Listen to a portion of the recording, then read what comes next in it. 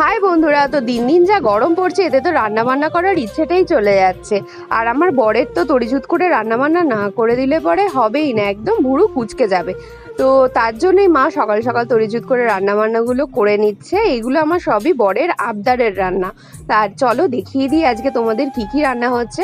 আর তার আগে বলে নিই, এই যে প্রথমে যেটা ভাজা দেখলে সেটা হলো আমাদের বাড়িরই গয়না বড়ি, নিজস্ব একদম বানানো। তো চলো আজকে আস্তে আস্তে করে তোমাদের সঙ্গে আমাদের কি কি মেনু হয়েছে দুপুরের সেগুলো শেয়ার করে নিই।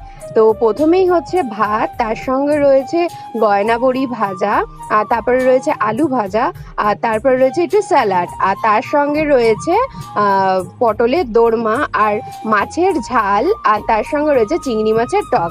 এই পুরো রান্নাগুলো তোমাদের কেমন লাগলো অবশ্যই জানিও। আর এক একটা রান্না খুবই ভালো হয়েছে খেতে। তো ভিডিওটাকে অবশ্যই লাইক করে দিও আর চ্যানেলটাকে সাবস্ক্রাইব করে দিও।